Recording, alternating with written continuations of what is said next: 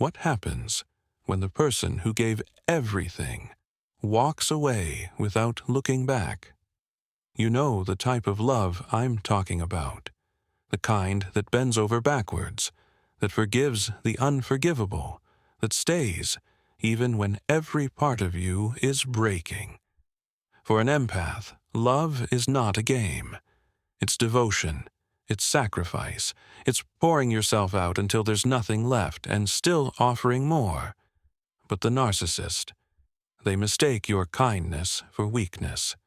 They see your loyalty as a leash to pull. They think you will always be there, no matter how much they take. Until one day, you're not. One day, the mirror they've been looking into shatters. The warmth they fed on goes cold. The voice that always said, "I understand," falls silent. That's the day everything changes. Not for you, but for them. Because the day an empath walks away is the day the narcissist faces their greatest fear, a life without control. And today, we're going to pull back the curtain. We're going to see exactly why this moment destroys them, and why it sets you free. An empath's love is both their crown and their cross. Before the walkaway, your life was a constant act of giving. You felt the room before you entered it. You carried emotions that weren't yours. You believed with every fiber of your being that love could heal even the most broken soul. You saw the narcissist, not for their cruelty, but for the wounded child you imagined still lived inside them. Every cutting remark you forgave. Every betrayal you rationalized. Because deep down you thought, if I love them enough, they will change. Carl Jung once said, "Until you make the unconscious conscious, it will direct your life and you will call it fate." For the empath, the unconscious belief was simple. Your worth was tied to how much you could endure. And so, you stayed. Through the manipulation, through the gaslighting, through the moments when reality bent under the weight of their lies. Your light became their fuel. Your boundaries dissolved into their demands. And piece by piece, your identity blurred until you could no longer tell where you ended and they began. This was the empath's world before the walkaway, a battlefield disguised as a love story, a slow erosion of the self, all in the name of saving someone who never intended to be saved. But what happens when the savior realizes they've been the sacrifice all along? Every mask hides a hunger. To understand why your absence destroys them, you first have to see the world through their eyes.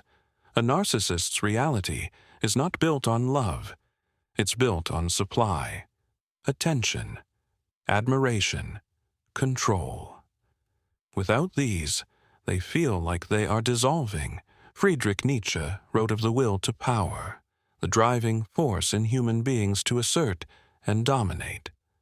For the narcissist, this will is warped. It isn't about growth or mastery. It's about keeping others beneath them, feeding on their validation to prop up a fragile self. Your kindness wasn't just appreciated, it was consumed. Your empathy wasn't just welcomed, it was weaponized. Every compliment, every act of forgiveness, every moment you placed them above yourself was another drop of fuel in their empty tank.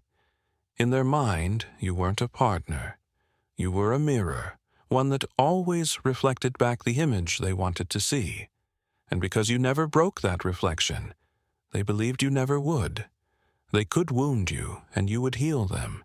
They could starve you of love, and you would feed them. They thought the game was fixed. But what happens when the mirror refuses to reflect? When the source they depended on runs dry? That is the thought they never prepare for. Because in their mind, you were never supposed to leave. There comes a moment when the scales fall from your eyes, and you see them for what they are. At first, you still hoped. You told yourself the cruelty was just stress.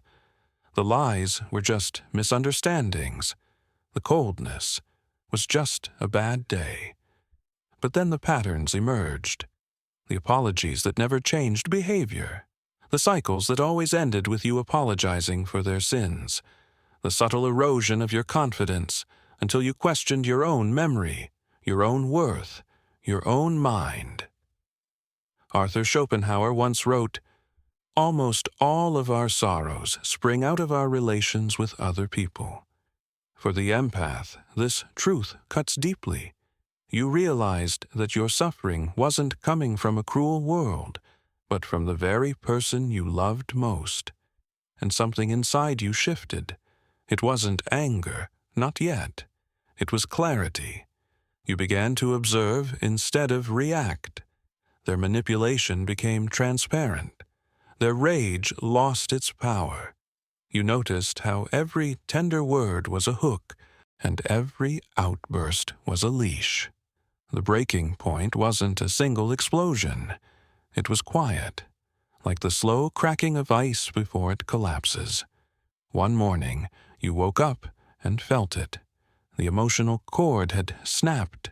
You were still there physically, but not emotionally. You stopped feeding the fire. You stopped giving them the reaction they craved. And they noticed. The eyes that once searched you for weakness now searched for control and found nothing. The voice that once commanded obedience now echoed into stillness. And for the first time, they felt fear, because deep down they knew what was coming. Some goodbyes are whispered and still shake the earth. The walkaway doesn't always happen with slammed doors or shouted words. For an empath, it often happens in silence, not because they have nothing to say, but because they have finally said it all, and nothing changed. You don't announce your departure. You simply stop being available. No dramatic confrontation, no last chance for them to twist your words, to pull you back, to weaponize your love. Carl Jung called this individuation reclaiming the lost parts of yourself that you abandoned for someone else's approval. This moment is not about punishing them. It's about finding you. You gather your strength in private. You make plans they don't know about. You delete the messages you once reread for comfort. You stop checking if they've changed. And when you go, it's almost invisible. A few bags in the car, a phone gone silent, a heart no longer tethered. They will notice quickly the absence is deafening. They'll send a text, short, sharp, demanding.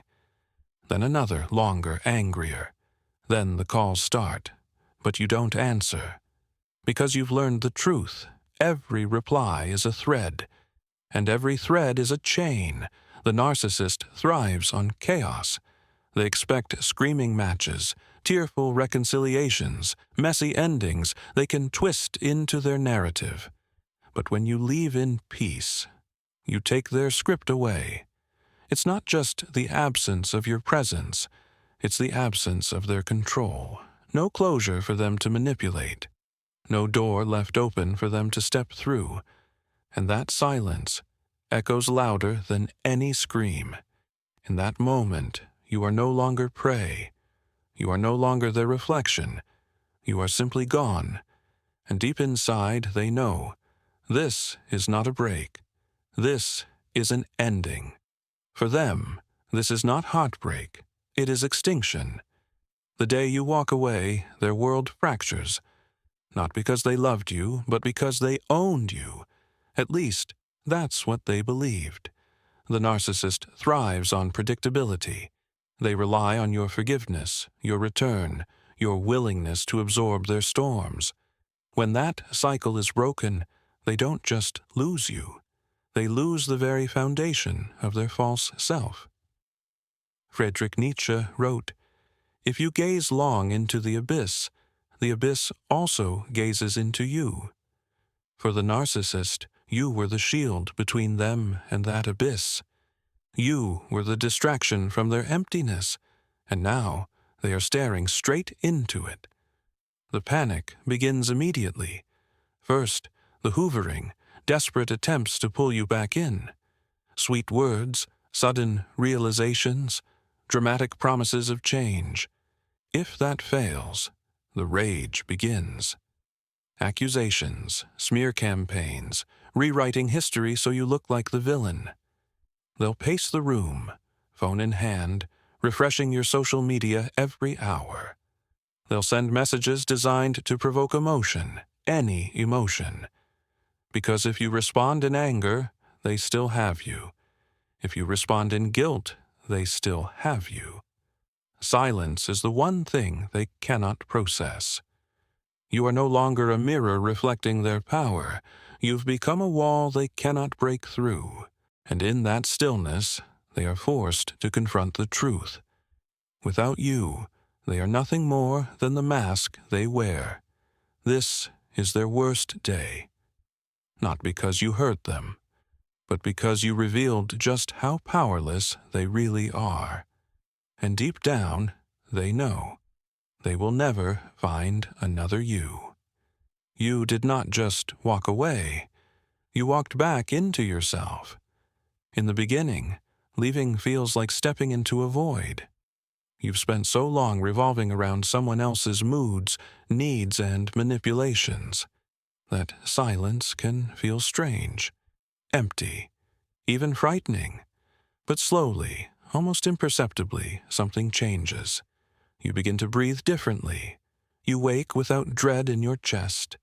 You notice the absence of chaos, and in its place, a stillness that feels sacred.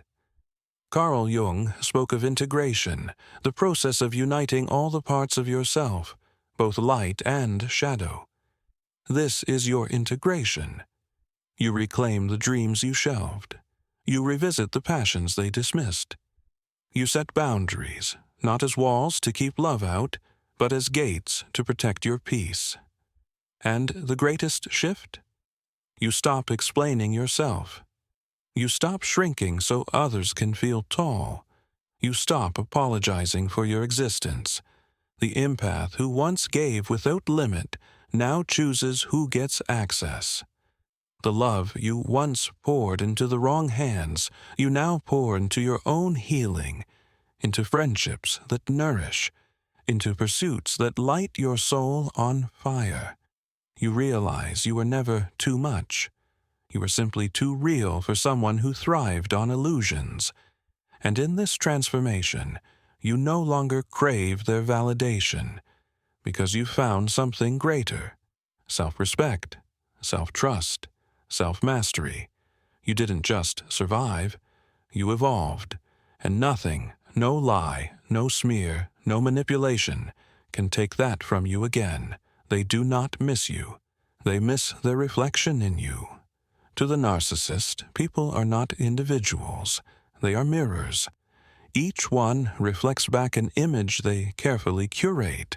But you were the perfect mirror. You reflected their brilliance while absorbing their darkness. You believed their lies, validated their ego, and covered the cracks in their mask. Until you didn't. Schopenhauer once wrote, "We are rarely happy, except in those moments when we forget ourselves." For the narcissist, you were that moment, the distraction from their emptiness. When you left, you didn't just take your love. You took their ability to forget what they are without it. And here's the truth they will never admit. They don't forget the one who stayed through the worst. They forget the ones they discard. But they never forget the one who discarded them. Because your leaving forces a truth they cannot destroy. Someone saw through them and walked away anyway. This is a wound they will revisit endlessly, not out of love, but out of ego. They will try to replace you, replicate you, outshine you, but deep down they know they will never find another you, and that is why your ghost will haunt them. Your freedom is not a gift. It's your birthright. If you've ever found yourself trapped in the same cycle, loving, forgiving, hoping, breaking, you are not weak. You are not naive. You are human, and your empathy is a strength when it's protected. Here's what you must remember. 1. Boundaries are not walls. They are doors you control. Carl Jung reminded us, the most terrifying thing is to accept oneself completely. When you value yourself, you stop granting access to those who diminish you. 2. Leaving is not betrayal, staying in harm is. The moment you prioritize your well-being, you step into self-respect. And self-respect is the first act of real love. 3. Silence is power. Narcissists thrive on reaction. Every reply is a thread. Cut the threads and you cut their control. 4. Heal before you seek. Do not rush to fill the void they leave behind. Instead, invest in the life you almost lost, your passions, your friendships, your dreams. The day you walk away is not the end of the story. It's the prologue to a new one. A story where you are no longer the background character in someone else's drama, but the author of your own life. And every page you write from here forward is yours. You are not broken, you are rare. If you've made it this far, hear this. You were never too much. You were never too sensitive. You were simply in the wrong hands. Walking away did not make you cold. It made you whole. It proved that your worth is not measured by how much pain you can carry, but by how fiercely you can protect your peace. Some people will never understand your decision. They'll call you heartless, ungrateful, selfish, but those words are just echoes from the world you left behind. Out here, beyond their reach, you are free to be exactly who you are, and that is your greatest revenge. If this spoke to you, share your story in the comments. Not for me, but for the ones still searching for the courage to leave. Let them know they are not alone. And if you want to join a tribe of outsiders, deep thinkers, and survivors, subscribe. Because here, your voice matters. Your truth matters. You matter. You walked away. And in doing so, you became the one thing they can never destroy.